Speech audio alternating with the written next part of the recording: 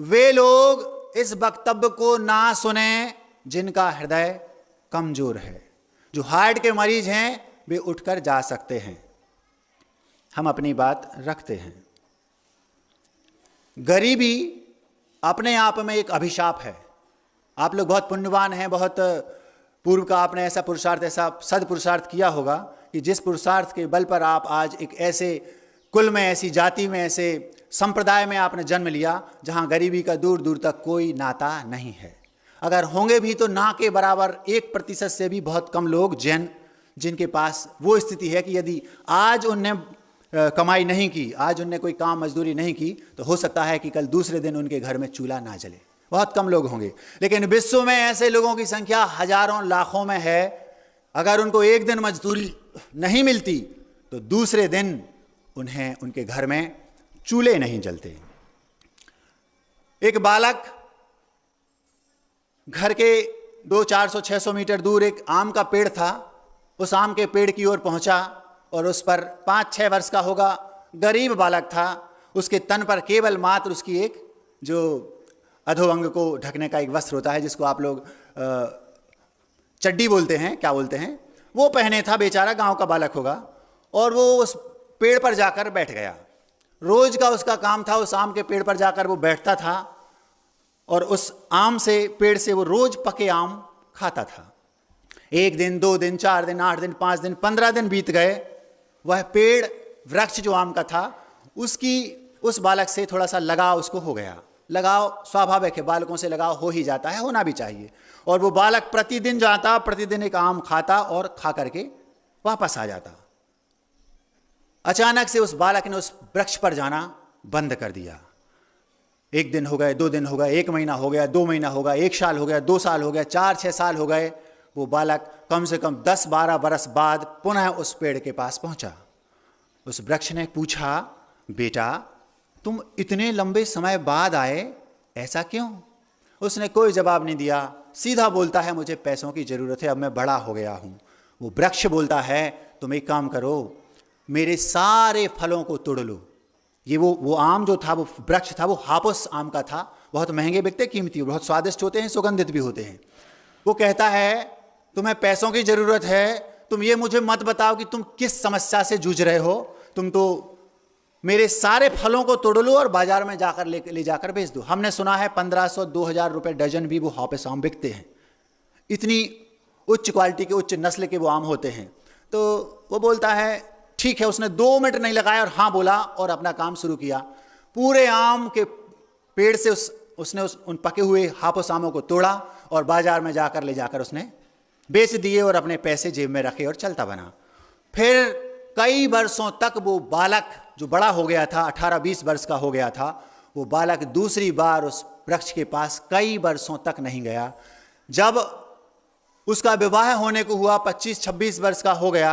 अब गरीब लोग तो ऐसे होते हैं कि उनके पास कोई टाइल्स और ये सीमेंटेड कोई कंक्रीट मकान तो होते नहीं। उनके पास तो छोटी सी कोई झोपड़ी है, मिट्टी की ईंटों से, पत्थर से दीवार बनाई और उस पर लकड़ी के डंडे डाले और उस पर खप्पर चद्दर वगैरह छा लिया, अपना काम चला लिया। गरीब था बिल्कुल। जब वह 5-7 साल बाद पुनः आम के पास, पेड़ के पास पहुंचा तो आम का पेड़ बोलता है, तुम इतने वर्षों तक उस दिन से आम तोड़ के गए, आज तक नहीं आए, आज तुम फिर आ गए, क्या बात है? तो उसने कुछ नहीं कहा।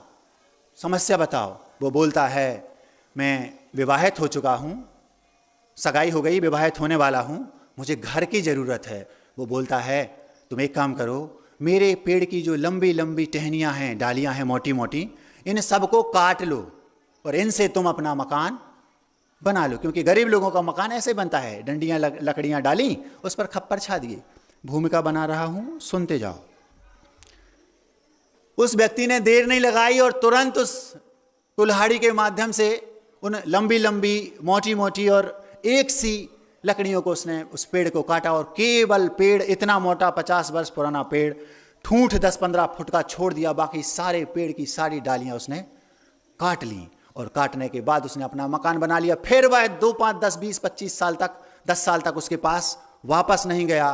वो पेड़ सोचता है, बालक आज तक वो वापस नहीं आया पेड़ काटने के बाद। कुछ वर्षों बाद, 5, 7, 8 वर्ष बाद, वह व्यक्ति जो बालक, वो व्यक्ति बड़ा बन गया था, युवक हो गया था, 35-30 वर्ष की उम्र होगी। फिर उस आम के पास गया, ठूंठ खड़ा था। आम ने पूछा, तुम इतने वर्षों बाद पुनः आए हो, इतने वर्ष तक कहाँ थे? उसने कोई जवाब नहीं दिया, सीधा बोलता है, मेरी आजीविका का कोई साधन नहीं है, विवाह हो गया है, खाने के लाले पड़े हैं, क्या चाहते हो? मैं चाहता हूं कि जो बाजू में तालाब है, मैं उसमें नाव चला करके, बच्चों को नाव में चला करके घुमाऊंगा यहाँ वहाँ, उससे मेरी आजीविका चलेगी। वो पेड़ बोलता है, तुम एक काम करो, मेरा जो ये कलेवर खड़ा है, ठूंठ, इसको तुम जमीन से काट लो और इसकी तुम लकड़ी की नाव बना लो, और नाव तुम बना करके, तुम्हारे पास नाव के लिए सामग्री नहीं है ना, इस लकड़ी को तुम नाव बना करके उस तालाब में चलाकर अपनी आजीविका चलाओ। उस व्यक्ति ने 1 मिनट नहीं लगाया और उस पेड़ के पूरा का पूरा उसको जमीन से काट दिया। अब उसमें केवल नीचे जड़ें और स्थान दिख रहा है कि ये पेड़ था, बहुत मोटा पेड़ था। उसने नाव बनाई और नाव से बच्चों को यहाँ वहाँ घुमाने लगा और उससे पैसा जो कमाता उससे अपनी आजीविका चलाने लगा। कुछ दिनों बाद, कुछ वर्षों तक वो ये करता रहा। जब वह 70-75 वर्ष का वृद्ध हो गया, अब उसकी शक्ति नाव चलाने की भी नहीं रही। उसके बेटे आदि जो हुए वो आगे की बात है। फिर वह उस वृक्ष के पास पहुंचा और उस वृक्ष से जब जो ठूंठ के नीचे का कटा हुआ भाग, जो स्थान बस बचा था, जड़ें थी, वहां गया। वो पेड़ फिर पूछता है, तुम इतने वर्षों तक नहीं आए, क्या बात है? वो बोलता है, मैं वृद्ध हो गया हूं, मुझे शांति की, शीतलता की, क्षमता की जरूरत है, मुझे कोई अपना चाहिए या मुझे कोई अपना नहीं समझता। वो पेड़ कहता है, मेरी जड़ों में ठंडक है, मुझ में अभी बहुत शांति है, तुम मेरे मिट्टी को हटाकर इनमें सो जाओ, तुम्हें शीतलता भी मिलेगी, शांति भी मिलेगी, अपनापन भी मिलेगा, मैं तुम्हें पूरा अपनापन तुम्हारे ऊपर उड़ेल दूंगा। और वो वहाँ पर मिट्टी हटाकर लेट गया। मुझे बहुत अच्छा लगा। किसको? जो बच्चा वृद्ध हो गया था। पूरा जीवन उस वृक्ष ने उस व्यक्ति पर ऐसे लुटा दिया जैसे हमारे माँ बाप हमारे ऊपर लुटा देते हैं। कहीं वो वृक्ष हमारे माँ बाप तो नहीं? जब हमें जरूरत होती है तब हम अपने माँ बाप के पास जाते हैं। वो ये नहीं पूछते कि तुम किस कंडीशन में हो, समस्या क्या है, बस तुम ये बता दो। पिताजी मुझे 5 लाख चाहिए, लो। पिताजी कहां से ला रहा है? कभी नहीं पूछा। एक बार भी उस बालक ने ये नहीं पूछा कि मैंने तुम्हारा पूरा अस्तित्व नष्ट कर दिया, तुम्हारा डालियां काट दी, तुम्हारी जो ठूंठ बचा था वो भी काट दिया, अपनी जरूरतें पूरी करता रहा। एक बार भी मेरे मन में ये भाव नहीं आया तुम्हारा क्या हाल है। हमारे बच्चे कहीं ऐसे तो नहीं हो रहे? क्या ये हकीकत तो नहीं है? उन बच्चों से इस बात को सुनकर के सोचना चाहिए। वे बच्चे विदेश में चले गए, पिताजी बीमार हैं तो वहां से फोन लगाया, बेटा पिताजी बीमार हैं। वो बोलते थे पैसे की चिंता नहीं करो, लेकिन वो आत्मीयता देने वहां से नहीं आते, हमें छुट्टी नहीं मिल रही। पूरा जीवन उस वृक्ष ने उस बालक के केवल हित में अपना पूरा सर्वस्व निछावर कर दिया, लेकिन उस बालक ने एक बार भी ये नहीं पूछा कि तुम्हारा क्या हाल है। तुम हमारा जीवन बनाने के लिए अपना पूरा जीवन नष्ट कर रहे हो, फिर भी तुम्हें लास्ट में भी तुमने ये नहीं कहा कि तुम्हें क्या जरूरत है। केवल जड़ें बची तो ये कहा आ जाओ, इन जड़ों में तुम्हें शांति मिलेगी। अंतिम क्षण तक, जीवन की शुरुआत से अंतिम क्षण तक माता पिता केवल बच्चों को देते ही रहते हैं, देते ही रहते हैं। कभी एक बार भी ये नहीं कहते कि तुम मुझे क्या दे रहे हो। माता पिता होते ही ऐसे हैं, ये उनका स्वभाव है। बच्चे समझ नहीं पाते, वो बात अलग है। आज के बच्चों को इस बात को सोचना समझना अवश्य चाहिए। अब जब वह 75 वर्ष का हो गया, उठा, अपने घर पहुंचा। जो घर उसने पहले बनाया था उस आम की डालियों से, आज वो 50 वर्ष का, मिट्टी का घर कितने समय चलेगा? जर्जर हो गया। एक ओर से कहीं से दीवार भी गिर गई, एक आध कमरा छोटा मोटा बचा है। उसमें वह उसके घर के आंगन में किनारे पर एक वो नाव जो 50-40 वर्ष पहले उसने उसी पेड़ की डालियों से, तने से बनाई थी, वो उसी के बाजू में जब घर बना रहा था, एक उसने जामुन का वृक्ष रोप दिया था। आज वो 50 वर्ष के बाद बहुत बड़ा एक वृक्ष बन गया। और उसी के घर के आंगन में एक खटिया, खटिया समझते हो? पलंग, खटिया, वो भी, उसकी लकड़ी भी उसी आम के वृक्ष की, और उस पर वो 70 वर्ष के दादाजी लेटे हैं। और उनके सामने उनका एक नाती बैठा है। वो नाती अनाथ तो नहीं है, लेकिन अनाथ से कम भी नहीं है। क्यों? क्योंकि जब उसकी माँ ने उसको जन्म दिया, जन्म देते ही उसकी माँ गुजर गई। 1 वर्ष के बाद उसका पिता भी गुजर गया। भाई और बहन थे। 2, 5, 10 वर्ष के बाद, उसके जन्म के 2, 5, 10 वर्ष के बाद उसके भाई और बहन भी किसी एक्सीडेंट का शिकार हो गए। उसके घर में केवल उसके 75 वर्षीय दादाजी और वो 17, 18, 20 वर्षीय नाती। बस क्या क्या है? वही आम के डालियों का बना टूटा फूटा घर, उसके सामने एक उसी आम की डालियों से बनी खटिया, खटिया पर दादाजी, दादाजी के पैरों के सामने बैठा बालक, और उस मकान के बाजू में एक बहुत बड़ा जामुन का 50 वर्ष पुराना वृक्ष। इतनी सामग्री वहां पर रखी है। अब एक बड़ी अजीबोगरीब घटना घटी। यहां से बात ज्यादा गंभीर होती है। कमजोर दिल के लोग ना सुने, बार बार कह रहा हूं। एक पक्षी अपनी मां से कहता है, मां मुझे प्यास लगी है। मां कहती है, बेटा थोड़ा धैर्य रखो, 2-3 दिन में तुम्हारी प्यास बुझ जाएगी। मां, प्यास बहुत तेज लगी है, 2-3 महीने से गर्मी को सह रहा हूं, तीक्ष्ण गर्मी है, अब प्यास सही नहीं जाती। मां बोलती है, बेटा, उस पक्षी की मां, वो भी पक्षी होगी, बेटा थोड़ा धैर्य रखो, 1-2 दिन में बारिश होगी। हमारे कुल में स्वाति नक्षत्र की पानी की बूंद ही पी जाती है। बेटा बोलता है, मां नीचे पानी भरा है, तालाब है, नदी है, नाले हैं, जाकर पी लूं क्या? नहीं बेटा, हमारे कुल में गंदे नदी नालों का, तालाबों का पानी नहीं पिया जाता।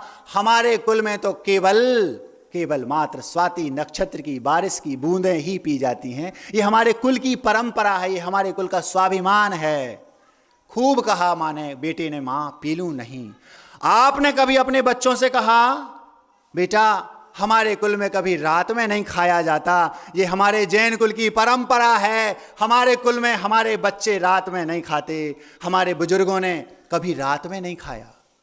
जैन दर्शन के लोग रात में खाना तो दूर, पानी तक नहीं पीते थे। हमारे कुल की आन बान शान मर्यादा तुम्हें बचा कर रखना है। वो पक्षी कहती है, बेटा स्वाति नक्षत्र की बूंद के अलावा तुम ये नीचे का नालियों का पानी मत पीना, क्योंकि हमारे कुल में ऐसा नहीं होता। आज आपके बच्चे रात में 9 बजे, 10 बजे, 11 बजे बोलते, मां भूख लगी है। कभी आपने कहा, बेटा हमारे कुल में ऐसा नहीं होता, हमारे कुल की मर्यादा तो रखो। आप रात में 10 बजे किचन में जाती हैं, आटा गूंथती हैं, पराठे बनाकर बच्चे को खिला देती हैं। कुल की मर्यादा का जरा भी ख्याल नहीं है। वो चातक पक्षी बोलता है, मां प्यास बहुत लगी है, मैं रुक नहीं सकता। मां बोलती, बेटा थोड़ा धैर्य रखो, 1-2 दिन धैर्य रखो। आप चाहती तो अपने बेटे से बोल सकती थी, बेटा 9-10 तो बज गए हैं, 5-6 घंटे की बात है, सुबह होते ही तू जो बोलेगा मैं खिला दूंगी बना के, 5-6 घंटे का इंतजार रखो, हमारे कुल में रात में नहीं खाया जाता। वो नहीं माना। आपके बच्चे भी नहीं मानते, ऐसे ही वो नहीं माना। वो पक्षी बोलता है, मां प्यास बहुत जोर से है, मैं तो जाकर नीचे पानी पीऊंगा उस नाले, नदी नाले का। मां ने कहा, मन तो मेरा बिल्कुल नहीं है, लेकिन तू बार बार कह रहा है, प्यास तुझसे सहन नहीं होती, तुझे कुल की मर्यादा का ख्याल नहीं है। अपने सीने पर पत्थर बांधकर मैं तुझे इतना कह देती हूं, तू नीचे के नाली का, गंदे नदी नालों का पानी मत पी, मानसरोवर चला जा। अगर तुझे पीना ही है तो मानसरोवर चला जा। जब आपके बच्चे आपके घर में आपसे कहते हैं, मां मैं होटल जा रहा हूं खाने, तो आप ये तो कह सकती हैं, बेटा हमारे कुल में होटल में जाकर खाना नहीं होता, लेकिन तू फिर भी नहीं मानता, तो अपने हृदय पर पत्थर बांधकर मैं इतना कह देती हूं, जिसमें वेज और नॉन वेज एक साथ मिले वहां मत जाना बेटा।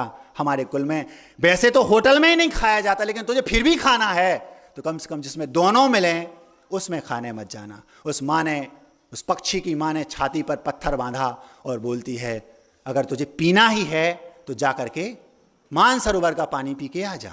ठीक है मां। कम से कम इतना ही उसके अंदर था कि उसने मां की बात मान ली, मैं होटल में तो जाऊंगा, लेकिन वेज नॉन वेज जिसमें दोनों में एक साथ मिलता हो उसमें मैं नहीं खाऊंगा। ठीक है, चला गया। आप चाहती तो जब रात में 9 बजे मांगा तो उससे ये कह सकती थी, बेटा हमारे कुल में रात में तो नहीं खाते, आन बान शान मर्यादा कुछ होती है वो रखो, लेकिन फिर भी तू नहीं मानता तो बेटा पानी पी ले, दूध पी ले, लेकिन तू रात में बना के तो मत खा, पराठे बनाकर रात में तो मत खिलाओ। फिर भी ठीक है, कोई बात नहीं। उस बेटे ने माँ के आशीर्वाद लिया और माँ बहुत अंदर से दुखी है कि हमारे कुल में ये क्या होने लगा, और आशीर्वाद दे दिया। वो बेटा उड़ के चला गया। जब वो गया तो चलते चलते चलते उड़ते उड़ते उड़ते उड़ते मानसरोवर जाना है, उड़ते उड़ते उड़ते ऐसी परिस्थिति बन गई, संध्या हो गई। जब संध्या हुई तो वो उसी वृक्ष पर जाकर के रात्रि विश्राम हेतु बैठ गया। कौन?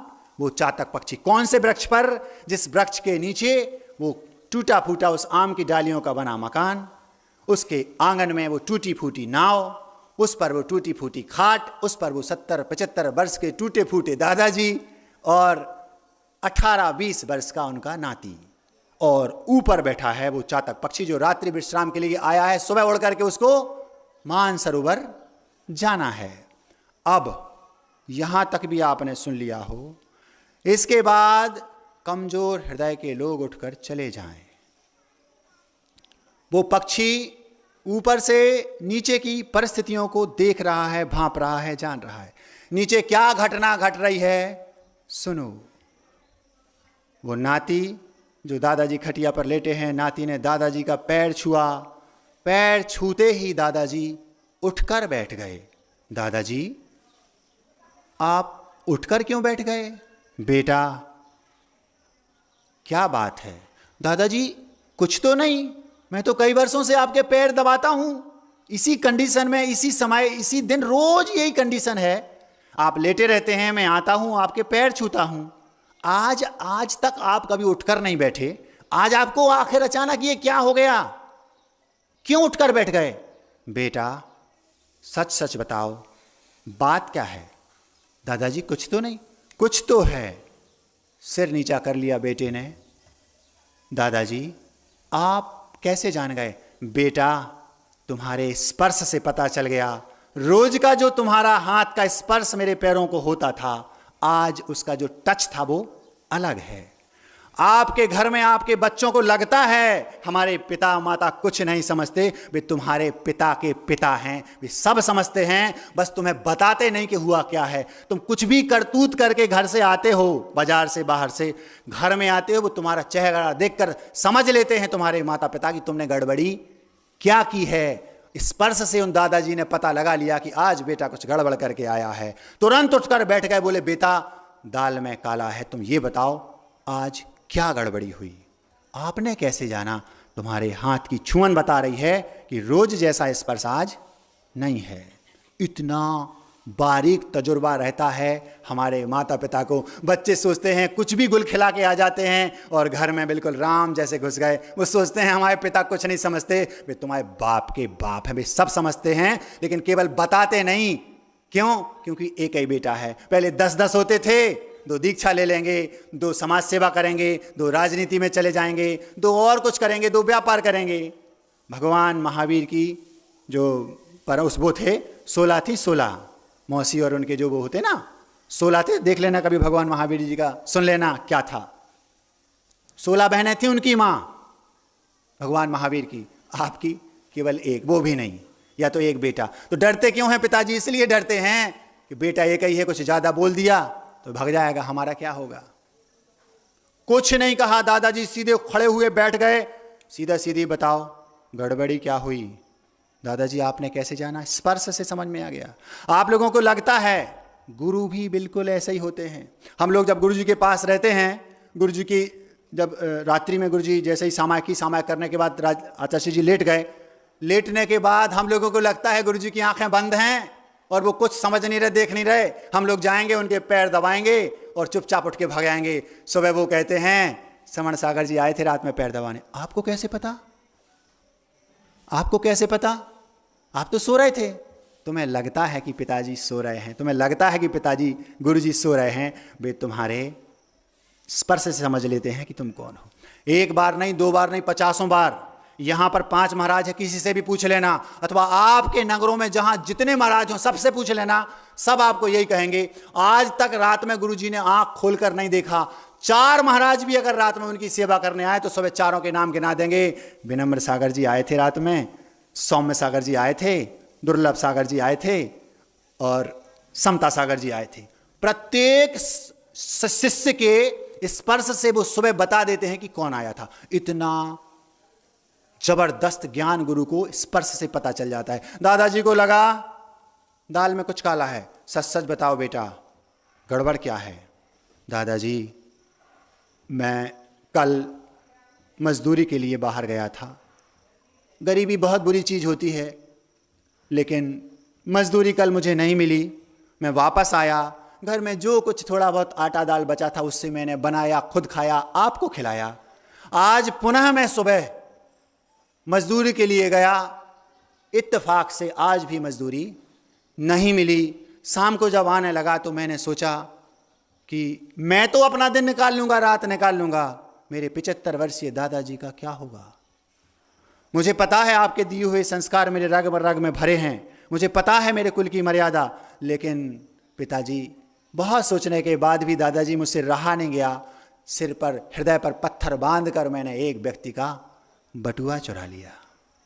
बेटा तुमने अनर्थ कर दिया, तुमने अनर्थ कर दिया। 75 वर्ष के इतिहास में आज तक हमारे खानदान में कभी किसी ने एक लौंग नहीं चुराई। तुमने बहुत बहुत बहुत बड़ा अनर्थ कर दिया। बेटा तुम्हें पता है एक चातक पक्षी होता है, अब देखो वो चातक ऊपर सुन रहा है, एक चातक पक्षी होता है, वो मर जाता है लेकिन कभी भी अपने कुल की मर्यादा को नष्ट नहीं करता। वो अपने कुल की आन बान शान को कभी बनाए रखता है, हमेशा उसकी मर्यादा भंग नहीं करता। वो अपने स्वाभिमान की रक्षा करता है, प्राण भी चले जाएं लेकिन वो कभी भी स्वाति नक्षत्र की बूंद के अलावा गंदे नदी नालियों का पानी नहीं पीता। बेटा तुम आज गंदे नदी नाली का पानी पी के आ गए, तुमने कुल की मर्यादा को मिट्टी में मिला दिया। जैसे ये शब्द उस चातक पक्षी ने सुने, आंख से उसके आंसू टपक गए। वो दोनों आंसू उस दादाजी के हाथ पर गिरे और वो कहता है हमारे कुल की इतनी प्रशंसा, हमारे कुल का ये बहुमान है कि मनुष्य भी इसकी प्रशंसा करते हैं। जैनियों आपको पता नहीं है, आप अपने कुल की मर्यादा को डुबोते हो। विदेशों में भी जैन फूड के नाम से आज भी कई रेस्टोरेंट्स होंगे, लोग आके बताते हैं। केवल भारत में नहीं, विदेशों में भी प्रत्येक व्यक्ति ये समझता है कि जैन है तो ये रात में नहीं खाएगा। और हमारे बच्चों को, हमें ये शर्म नहीं आती, बोलते हैं रात में खाते होगा, आप तो जैन साहब हो गए, आप रात में नहीं खाते होगे। बोलते नहीं नहीं हमें तो चलता है। आपने अपने कुल की मर्यादा को डुबो दिया, आन बान शान की बिल्कुल चिंता नहीं की। आपको यदि खाना भी है, सबसे श्रेष्ठ तो है मत खाओ, खाना भी है तो होटलों में जाकर रात में मत खाना, दिन में खा लो भैया। अगर तुम्हें बाहर खाने का इतना शौक है, रात में खाने का शौक है, तो दरवाजा बंद करके घर में खाना। एक साहू जी आए थे हमारे पास, बोले महाराज जी हमारे पड़ोसी जैन साहब हैं। उनको आनंद इस बात पे आ रहा था कि हमारे पड़ोसी जैन साहब हैं, पड़ोसी जैन हैं, इस बात का उसको गौरव आ रहा है, और तुम जैन होके अपने कुल की मर्यादा को मिट्टी में मिला रहे हो, जरा भी शर्म नहीं आती। वो चातक पक्षी आंखों से आंसू टपकाने लगा। मुझे ये बात बोलने में रोमांच आ रहा है, आपको सुनने में आ रहा है कि नहीं मैं नहीं कह सकता। वो पक्षी, उसकी आंख से आंसू टपक गया। मेरी माँ बार बार बोल रही थी हमारे कुल में स्वाति नक्षत्र की बूंद का पानी पिया जाता है। वो दादा उस अपने बेटे को समझा रहे हैं कि कभी भी गंदे नदी नालों का पानी चातक पक्षी नहीं पीता। हमारे कुल की इतनी मर्यादा है, इतने गुणगान गाए जाते हैं, और मैं अपने कुल को डुबोने जा रहा हूं। सुबह हुई और उस पक्षी ने दौड़ लगा दी, किस ओर? मानसरोवर की ओर नहीं, वापस अपनी माँ की ओर पहुंचा। माँ मुझे क्षमा कर दो, हमारे कुल के लोग के यश को मनुष्य गाते हैं। पूरी कहानी उसने अपनी माँ को वैसी की वैसी सुना दी। माँ मैं आपको समझ नहीं पाया, हमारे कुल में तो ऐसा होता है, लोग ऐसा कहते हैं, मैंने अपनी कानों से सुना, आंखों से देखा, पूरा का पूरा दृश्य उस जामुन के पेड़ के नीचे जो घटना घटी सब माँ को सुना दी। माँ ने बेटी को गले लगा लिया। माँ कहती है बेटा तुमने आज मेरे कुल की लाज रख ली। और वो बेटा अब वहाँ पर उस वृक्ष के नीचे जो दादाजी थे, दादाजी की आंखों में आंसू आ गए। दादाजी बोलते हैं बेटा सुबह का भूला यदि शाम को घर वापस आ जाता है तो उसे भूला नहीं कहते। जाओ बेटा, अगर तुमने चुरा भी लिया, भले तुम्हारा इंटेंशन कुछ भी हो, तुमने चुरा भी लिया है, कुछ नहीं बिगड़ा, जाओ वापस दे करके आ जाओ। दादाजी आपका क्या होगा, आप रात्रि में भूखे रहेंगे। दादाजी बोलते हैं स्वाभिमान को नष्ट कर कर पेट भरने से अच्छा है स्वाभिमान के साथ भूखे रह लेना। स्वाभिमान को नष्ट कर कर पेट भर के रात गुजारने से मतलब है भूखे पेट करवट बदलते बदलते रात गुजार देना, ये ज़्यादा अच्छा है। पिताजी बोलते हैं कुल की मर्यादा को नष्ट करके जीवन जीने से अच्छा है कुल की मर्यादा को बना करके मौत को स्वीकार कर लेना। दादाजी बोले बेटा मुझे भूखा रहना पसंद है, जाओ उस व्यक्ति को वापस देकर आओ, एक पाई भी उसमें से निकालना नहीं। बेटा बोलता है दादाजी मैं वापस बाद में कमा कर दे दूंगा, नहीं अभी देकर आओ। आपने कभी अपने बच्चों से कहा, अगर आपके बच्चे कुछ गड़बड़ी करते हैं, आपको पता चल जाए, आप कहते हैं कि बेटा जाओ, वो दादाजी बोलते हैं बेटा अगर तुम नहीं गए, जब तक तुम ये बटुआ ये पर्स उस व्यक्ति को वापस देकर नहीं आओगे, तब तक मेरे अन्न जल का त्याग। कभी आपने कहा अपने बच्चों से जब तक तुम मंदिर नहीं जाओगे, हमारे कुल में प्रतिदिन देव दर्शन होता है, जब तक तुम मंदिर नहीं जाओगे तब तक मैं भोजन नहीं करूंगी। कभी आपने कहा? बुंदेलखंड में आज भी ये परंपरा है, बेटा बोलता है माँ मुझे ये खाना वो खाना, जो तू बोलेगा मुंह में बना के दूंगी, बना दिया, थाली सजा दी, ढक दी, जाओ बेटा पहले मंदिर हो गया। माँ मैं नहीं जाऊंगा, सीधी लाठी उतारती है, मेरे साथ ऐसा ही होता था। माँ सीधी लाठी उठाती है, पतली डंडी, पहले जाओ, जो तू बोलेगा मैं बना के दूंगी, बना दिया है, तैयार है, रेडी टू ईट, लेकिन पहले तुम जाओ मंदिर करके आओ। दिखाना पड़ता था तिलक, यूं माँ मैं देखो ये चंदन लगा के आया हूं, जब दिखाऊं तब भोजन मिलता था। आपने कभी कहा अपने बच्चों से कि जाओ बेटा पहले मंदिर होके आओ फिर दूंगी? हमारे कुल में रात में नहीं खाया जाता, हमारे कुल में रोज भगवान के दर्शन किए जाते हैं, ये कुल की मर्यादा है। कभी नहीं कहा। और दादाजी ने 75 वर्ष की उम्र में भी भूखे पेट, बेटा जब तक तू वापस बटुआ देकर नहीं आएगा मैं अन्न जल ग्रहण नहीं करूंगा। जैसे इतना बोला वो बेटा हिल गया। वो बेटा बोलता, दादाजी बोलते हैं तुम जिसका बटुआ चुरा कर लाए हो देखो तो उसमें क्या है। देखा तो उसमें हजार हजार के सैकड़ों नोट थे, लाखों रुपए उसमें रखे थे। सोचा, बोलते हैं दादाजी हो सकता है ये बटुआ जीवन भर की किसी की कमाई हो सकता है वो अपनी बेटी के विवाह के लिए उसने कमा के रखे हों, हो सकता है कि उसने अपनी पत्नी के, माँ के, बाप के, पिताजी के इलाज के लिए ये पैसे इकट्ठे किए हों, हो सकता है कि उसने किसी गरीबों को व्यवस्थित करने के लिए, किसी असहाय की सहायता करने के लिए, पता नहीं किस उद्देश्य से उसने पूरे जीवन की गाड़ी कमाई इकट्ठी की, तुम लेकर चले आए। अन्न को 11वां और धन को 12वां प्राण कहा है। आपने किसी के पैसे चुरा लिए तो शास्त्रों में लिखा है कि आपने उसका प्राण चुरा लिए, वापस देकर आओ, जाओ अब भी। बेटा पिताजी के पैर छुए, बोला पिताजी आप चिंता नहीं करो, आप कहते हैं मैं वापस देकर आता हूँ। वो सीधा गया और उस व्यक्ति को बाजार में ढूंढने लगा। 2-3 घंटे पहले चुराए थे, बहुत देर तक ढूंढते ढूंढते ढूंढते ढूंढते आखिर वो व्यक्ति उसे मिल गया। जैसे ही वो व्यक्ति उसे मिला उसने उसके पैर छुए, रोने लगा, गिड़गिड़ाने लगा, हाथ जोड़े। उसको देखा तो वो सामान्य व्यक्ति नहीं था, बहुत संपन्न और अमीर रिच व्यक्ति था। तो उससे बोलता है भैया मुझे क्षमा कर दो। पूछा क्यों? इसलिए हमने आपका बटुआ चुरा लिया। उसको पता ही नहीं था कि उसका बटुआ चुरा लिया। उसने देखा, अरे हाँ मेरा बटुआ। कब चुराया? 2-3 घंटे पहले आप बाजार में थे, तब मैंने अपने हाथ की सफाई से उसको चुरा लिया था। तो चुरा लिया था तो मुझे तो पता ही नहीं था। ठीक है, अगर तुमने चुरा ही लिया था, मैं ये जानना चाहता हूं जब तुमने बेटा चुरा ही लिया था तो तुम वापस देने क्यों आए? उसने प्रश्न किया कि जब तू चुरा ही चुका था तो वापस देने क्यों आया?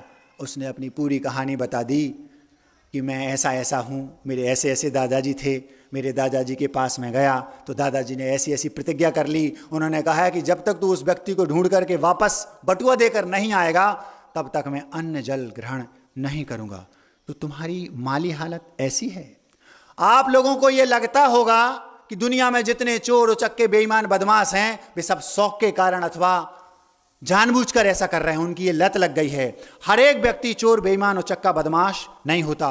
कभी कभी परिस्थितियां व्यक्ति को चोर उचक्का बेईमान बना देती हैं, मजबूरी भी कभी किसी को बना देती है। आप यदि संपन्न हैं, सज्जन हैं, अध्यक्ष हैं, समाज के मंत्री हैं, धनवान हैं, धनाढ्य हैं, तो कहीं ना कहीं आप भी अपने समाज के अथवा लोगों को, अपनी सोसाइटी के लोगों को चोर चक्का बनाने में कहीं ना कहीं आपका भी हाथ हो सकता है। यदि आप ऐसे लोगों को ढूंढ करके उनकी आवश्यकताओं की पूर्ति करते, उनकी मदद करते, तो हो सकता है कि वो बेटा कभी जीवन में किसी का बटुआ नहीं चुराता। ये आपका कर्तव्य था, लेकिन आपने ऐसा नहीं किया। वो बार बार सोचता है मेरे पास धन नहीं है, मेरे पास धन का अभाव है, मानता हूं, कोई बात नहीं। जाकर के उससे बोला, भैया आपका ये बटुआ संभालो, खोल कर देख लो, मैंने एक पाई भी नहीं चुराई है। वो बोलता है, बटुआ तो मैं बाद में लूँगा, पहले मुझे ये बताओ, वे तुम्हारे दादाजी जिन्होंने तुम्हें ऐसे संस्कार दिए वो कहाँ हैं? बोले, मेरे पिताजी, मेरे दादाजी ने मुझसे कहा हमारे कुल में कभी चोरी नहीं होती, हमारे कुल में कभी हिंसा, झूठ, चोरी, कुसील, परिग्रह कुछ नहीं होता। मुझे अपने जीवन में पहली बार मजबूरी के कारण ऐसा कुकृत्य करना पड़ा। उस पर भी मेरे दादाजी ने मुझसे ये कहा कि जाओ वापस दे के आओ, मैं ढूंढ कर आपको वापस देना चाहता हूँ। उसने बटुआ तो लिया जेब में और बोलता है, क्या तुम मुझे अपने दादाजी से मिला सकते हो? क्यों नहीं, कहाँ रहते हैं? यहाँ से 500-700 मीटर दूर हैं, क्या मैं उनसे मिल सकता हूँ? चलो। चल दिया, दोनों साथ में चल रहे, चलते चलते चलते चलते दूर से जामुन का वृक्ष दिखा। जैसे ही उसको जामुन का वृक्ष दिखा, बोलता है, वो जो जामुन का वृक्ष दिख रहा है उसके पास जो वो टूटा टूटा सा घर दिख रहा है, वो आंगन में जो टूटी नाव पड़ी है, वो उसके सामने जो टूटी खाट है, उस पर मेरे टूटे फूटे दादाजी लेटे हैं। चलो। जैसे ही नजदीक पहुंचा, दादाजी जा चुके थे। आपके बच्चे जब आपके घरों में कभी कोई गलती, कोई उल्टा सीधा काम करके आते हैं, आपको बुखार तक नहीं आता। उन दादाजी के प्राण चले गए। एक बार पूरे जीवन में उनके नाती ने एक गलती की। आपके बच्चे दिन में 2-2 बार गलती करते हैं, पूरे जीवन में हजारों कुकृत्य करके भी आ जाते हैं, और आप कहते हो मेरा बेटा तो लाखों में एक है। क्यों? क्योंकि आपका एक ही बेटा है। पता भी है कि ये लाखों में नहीं, एक में भी एक नहीं है, फिर भी आपकी मजबूरी है, कहना पड़ता है। यदि कह दूंगा कि ये ऐसा है तो आप वो भाग जाएगा, फिर हमारा क्या होगा? उन दादाजी को इतना सदमा लगा। 75 वर्ष के इतिहास में आज तक मैंने कभी अपने बच्चों को ये संस्कार नहीं दिए, हमारे कुल में कभी ऐसा नहीं हुआ। इस बेटे ने हमारे कुल की मर्यादा को नष्ट कर दिया, और उन दादाजी के प्राण पखेरु उड़ गए। जब वो व्यक्ति उनके पास पहुंचा, देखता है तो दादाजी के चेहरे पर एक अलग ही तेज था। आप लोग ऐसा समझते होंगे कि जिसके पास पैसा है वही कुलीन हो, ये जरूरी नहीं। कोई व्यक्ति कुलीन हो, उसके पास पैसा हो, ये जरूरी नहीं, और किसी व्यक्ति के पास पैसा ना हो, वो कुलीन ना हो, ये भी जरूरी नहीं। वो दादाजी कुलीन थे, पैसा नहीं था पूर्व कर्म के उदय से, वो अलग बात है। कई लोग ऐसे भी होंगे जो करोड़पति, अरबपति होंगे, लेकिन वे कुलीन नहीं होते। कभी भी वो कहीं भी, किसी पर भी, कभी भी, कहीं भी कुछ भी चुरा सकते हैं, चुराते हैं। उस बेटे ने, मुझे बोलते बोलते रोमांच आ रहा है, उस बेटे ने कहा हमारे दादाजी थे, एक मेरी छोटी सी गलती में चले गए, वहीं उसने कायसर कर लिया, जीवन में मर जाऊंगा लेकिन कभी किसी भी पाप को, छोटे से छोटे पाप को भी कभी नहीं करूंगा। जीवन भर के लिए इस बात का उसे गम हो गया, दुख हो गया, मेरी एक गलती ने मेरे दादाजी को मुझसे दूर कर दिया। वो बेटा, अभी जो वो पेड़ था जिसकी अभी जड़ें बाकी थीं, उस बेटे ने पूरी कहानी, क्योंकि दादाजी के मुख से सुनी थी, उस सज्जन को सुनाई। वो सज्जन बोलते हैं, चलो अब हम इनका अंतिम संस्कार करते हैं। अंतिम संस्कार कहाँ किया पता है? वहाँ किया जिस पेड़ के आम वो दादाजी बचपन में खाते थे, जिस वृक्ष ने अपनी डालियों से वो घर बनाने के लिए डालियां दी थी, अपना अस्तित्व नष्ट किया था, जिस वृक्ष ने फल दिए थे जाकर के बेच करके पैसे कमा लेना, जिस वृक्ष ने अपना और जो कुछ बचा था वो भी दे दिया कि जाओ तुम नाव बना लो, वो नाव भी रखी है, वो घर में वो लकड़ियां भी रखी हैं, वो खटिया भी है जिस पर दादाजी लेटे थे, और वो जड़ें जहाँ वो वृक्ष था उसको काटा गया था वो भी है। उसी वृक्ष के ठूंठ जहाँ से काटा था उसी पर उन्हीं घर की पूरे घर को तोड़ा गया, और उनकी वो सारी आम की लकड़ियाँ निकाली गईं, वो खटिया भी, वो नाव भी, सारी की सारी एकत्रित इकट्ठी करके उससे उन दादाजी की चिता बनाई। पिताजी बूढ़े भी हो जाएं वृक्ष की भांति, अंतिम श्वास तक केवल देते ही देते रहते हैं। केवल जड़ें बची थीं, उन जड़ों ने भी दिया ही, वो लकड़ियां उनकी जड़ों की उनकी अंतिम संस्कार में काम आईं, और उस दादाजी को उन्हीं लकड़ियों के द्वारा उस नाव और उस खटिया की लकड़ियाँ और उस मकान को तोड़कर वो सारे पेड़ की पुरानी 50 वर्ष पुरानी लकड़ियों को उसी स्थान पर इकट्ठा किया गया और वहाँ उन दादाजी की अंतिम संस्कार किया गया। उस पेड़ ने अपना सारा अस्तित्व नष्ट करके भी अपने बेटे जैसा उस बेटे को पाला। आपके घरों में आप भी अपने बच्चों के साथ ऐसा ही करते हैं, बस आप ये नहीं करते, उन्हें जताते नहीं हैं। क्यों? एक बेटा है। आप उन्हें ये बातें बार बार बताएं कि मैं जब तुम छोटे थे तो माँ, आप जब गीला लघु शंका कर देते थे तो आपको माँ सूखे में सुला देती थी और खुद गीले में सो जाती थी। ये बातें आप उनको बताएंगे तो उन्हें याद रहेगा कि हमने ये किया। आज आप पूछते हो बच्चों से तो वो कहते हैं आपने हमारे साथ किया ही क्या है, ये तो आपका कर्तव्य था। अब आप याद दिलाएंगे उस पेड़ ने क्या नहीं किया, कभी कुछ पूछा नहीं, देता ही देता रहा और अंतिम संस्कार में भी उसकी अस्थियां जो जड़ें थीं वो भी काम में आ गई। कुछ नहीं बचा, पूरा अस्तित्व उसने उस बेटे पर न्यौछावर कर दिया। संस्कार हो गया। अंतिम संस्कार होने के बाद वो व्यक्ति बोलता है बेटा अब तो तुम्हारा घर भी नहीं रहा, नाव भी नहीं रही, खटिया भी नहीं रही और टूटे फूटे दादाजी भी नहीं रहे। अब एक काम करो, तुम हमारे साथ चलो, हम तुम्हें काम देंगे। ठीक है, वो चला गया।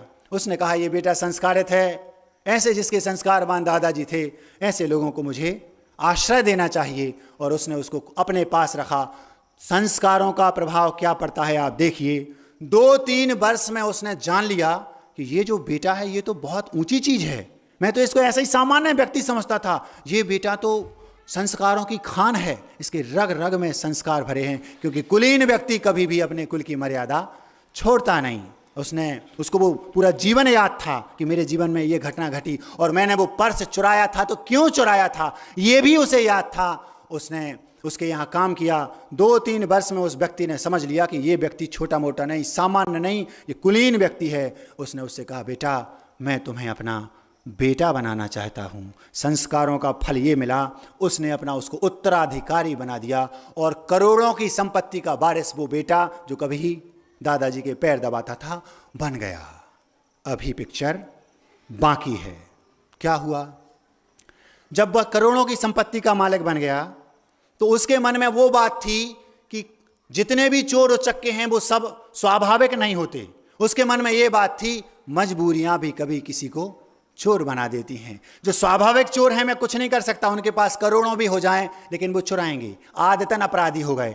लेकिन जो मजबूरी में बनते हैं, मैं अपनी इस संपत्ति का उपयोग केवल मात्र उन मजबूर चोरों को चोरी से रोकने में करूंगा। उसने क्या किया? लिस्ट बनवाई।